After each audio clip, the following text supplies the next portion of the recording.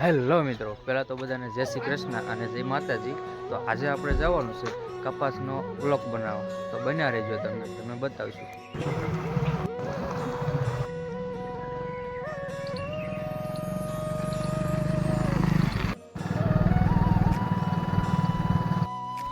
Hello મિત્રો, તો જ્યાં આપણે કપાસનું વાવેતર છે ત્યાં આપણે પૂગી ગયા છીએ. હાલ તો દિનુભાઈ મળી ગયા છે, તો એને બે વાત આપણે પૂછશું. હું દિનુભાઈ કપાસ વિશે તમે કહેશો? કપાસ વાળા સારો થયો છે, 20-20 માં જેવું થઈ રહે છે ને અત્યારે વિનાર ચાલુ છે. તો આગળ તમને બધું બતાવશું, બન્યા રહેજો.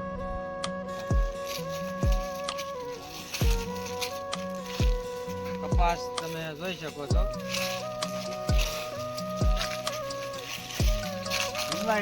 સારા છે બધા માટે ડબ્બે 3 જેવો કપાસ આવી છે એરિયામાં.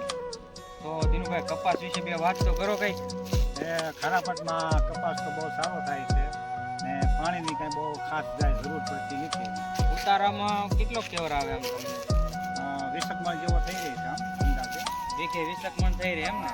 તો ઉત્પાદન તો તમારે સારું કહેવાય. 20 થાય 15 થાય. તમે જોઈ શકો છો દર્શક મિત્રો, કપાસ પણ બહુ સરસ મજાનો છે, તે તમને બતાવશું. પણ હળો છે તો કહેવામાં આવે છે, દિનુભાઈ એમ કહે છે કે આમાં હળો પણ નથી આવતો. તો બિયારણ એ બહુ સરસ મજાનું એ વાપરે છે.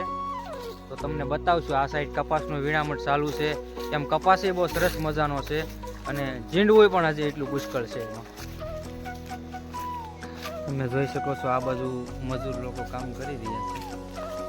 તેમ કપાસ એ સરસ મજાનો છે. આ તમે જોઈ શકો છો દર્શકભાઈ, આપણે વિકાસભાઈ કપાસ વીણે છે.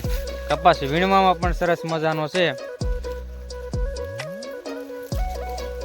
તો કપાસ એ સરસ મજાનો છે એમ વિકાસભાઈ કહે છે કે 4 મણ તો વિકાસભાઈ વીણી જ નાખે છે. કેમ વિકાસભાઈ? સાચી વાત છે. તેમ પણ હજી ખૂબ સરસ, હજી ઝીંડવું પણ આમાં સરસ મજાનું ઘણું બધું છે.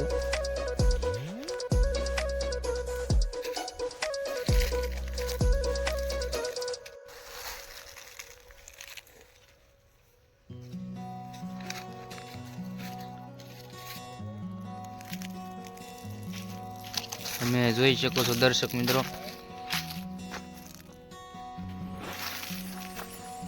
એમ